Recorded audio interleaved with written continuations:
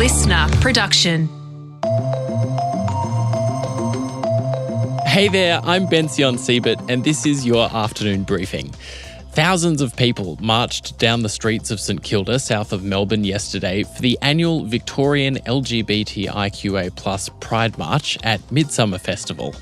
Queer and ally police officers were among the marchers joining the celebration when about 50 people tried to block the officers' way. Some of them were chanting "Cops kill gays," and there were banners that read "No cops at Pride." Victoria Police says some of the protesters threw paint balloons at its members, and there's also footage of uniformed police officers shoving protesters. There is a documented history of police brutality against queer people going back decades in Australia, including and especially at pride marches like Midsumma and Mardi Gras. As a bisexual person, I know many people in the queer community who feel police have no right to step foot in a pride march because of this history and what they would say is an ongoing, institutionalised homophobia within policing. Others see police marching with us as a sign of love, support and reconciliation. So should police march at Pride?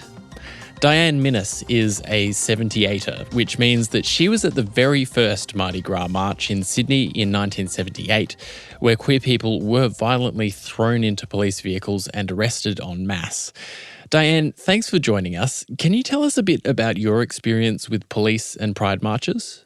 Well, look, I was involved in demonstrations from the early 70s, but my first real exposure to police violence at pride marches was in 1973 in the Sydney demonstration that was part of the first nationally coordinated Gay Pride Week, where I was arrested, and luckily I got off the charges, and some other people were roughed up and arrested as well.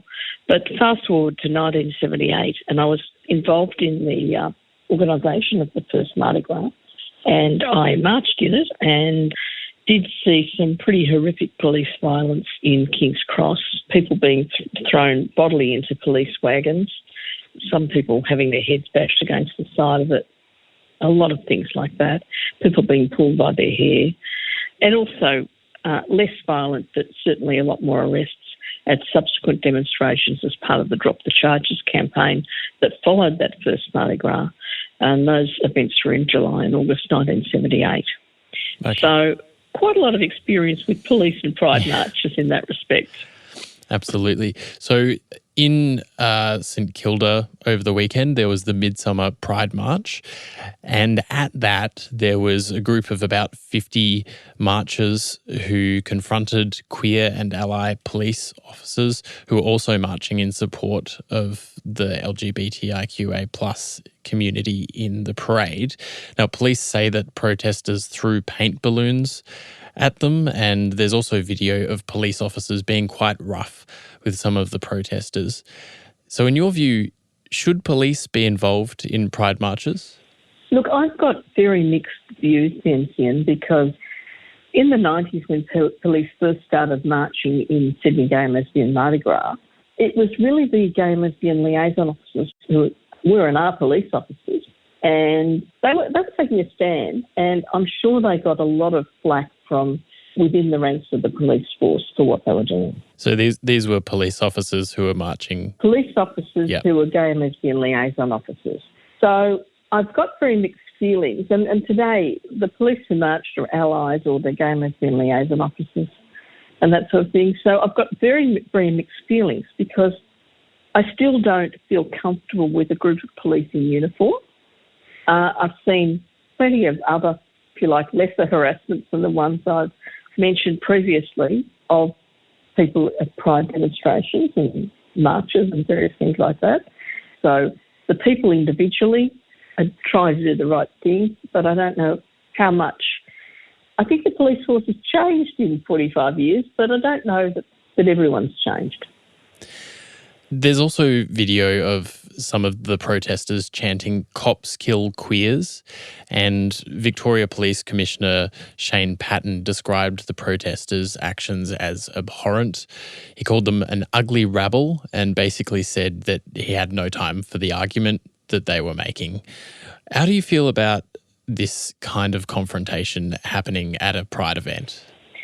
I think it undercuts the positive nature of the event. In marching in the Mardi Gras parade and for those marching in Midsumma, it's standing up for our rights, it's being out and proud, it's saying to the world, you know, we're gay and lesbian, trans, bisexual, etc., and we have a right to be out here. I don't know, I don't think it's the right time to be doing that, and I think that more is to be gained by negotiation and education and by that level of confrontation. And it sounds like the police met with the same levels of violence, so, yeah. Mm. What do you think of the police reaction? Well, I didn't see it, and I've only heard what you said about it, but I think it's a little bit over the top. But when people are attacked, they do react. So as someone who was involved in the early Pride marches, as you mentioned, and you've experienced police violence yourself, how do you react to seeing young queer people taking this kind of action? Again, I've got mixed feelings. I can see their points of view, but I don't think it's always the way to get things done. How do you think people should protest and people should get things done? I think people can protest without getting physical. Do you think police should attend in uniform? Look, I think there's lots of arguments about police in uniform, and the uniform includes the gun in my view. I think there is some arguments for police attending not in uniform, but I think some people will object to police attending in any form. I'm sure, as we've seen with police liaison officers, that police are trying to reconcile, or at least there's efforts to reconcile with the queer community for the history that's happened and for the present. Is that an argument for police to walk in uniform to show that the institution itself and not just the individual queer and allied members of the police support the queer community?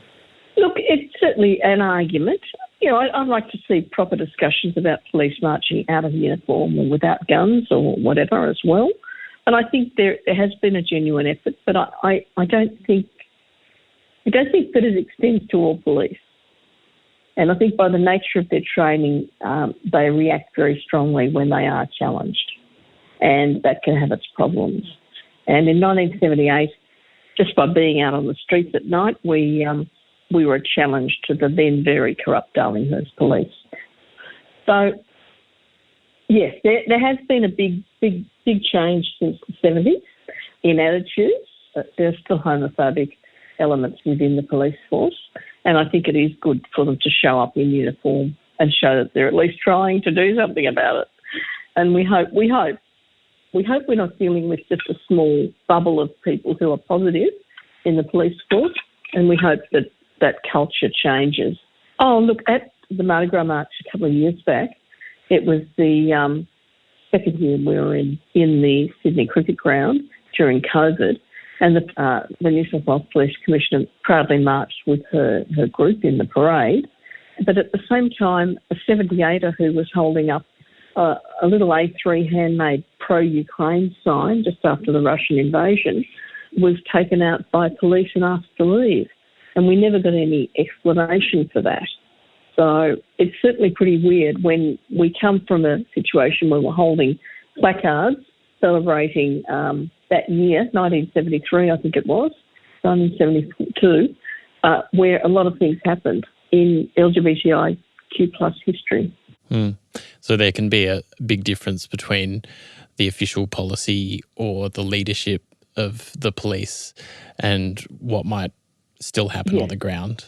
Do you think that what happened at the Midsumma event has added to the divide between the queer community and police as an institution? That's a very broad question, Bension. And as I said, I wasn't there. I can't comment on the actual event. And I think we've certainly had people in Sydney who don't want police in the parade. They put up motions at the Mardi Gras, Sydney Gay Lesbian Mardi Gras AGM saying that the police force should be disbanded and prisons should not exist. So, you know, it takes all types and it takes all views, but I think we should be able to have those views expressed without it getting physical.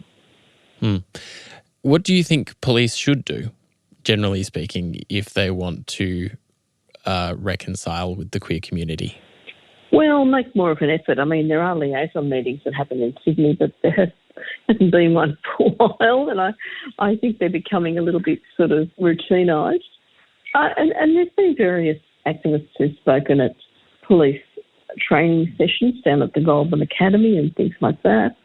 But really, I think they've got to make a sincere, ongoing attempt to educate new police as they come through and weed out homophobic old-style coppers that are still around. And one final question. How do you feel as a queer person in the community in 2024 in comparison to the way that you might have felt at the time? Look, as an ageing lesbian, I probably feel a little bit safer than I did back in the day, in the 70s, but I still don't feel altogether safe. There's certainly an upsurge of right-wing activity in Australia. I mean, we've had so-called Christian Lives Matter thugs come and demonstrate outside trans demonstrations that I've been along to support. There's a growing right-wing backlash around the world, and I think we've got to be very aware of that and very, very vigilant. Well, Diane, thanks so much for joining us. I really appreciate it. Thanks, Bension. Diane Minnis there.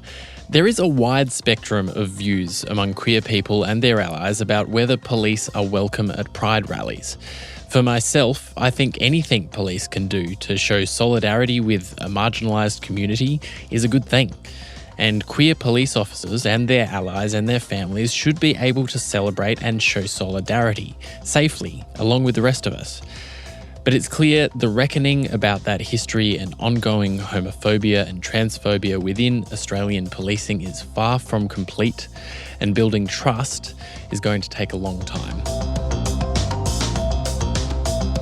That's all we have time for in this afternoon's episode of The Briefing. We're always keen to hear your feedback and ideas for the show. Hit us up on Instagram, send us a DM and hit follow. We'll be back in your feed for the morning briefing at 6 a.m. I'm Bension Siebert. Catch you then.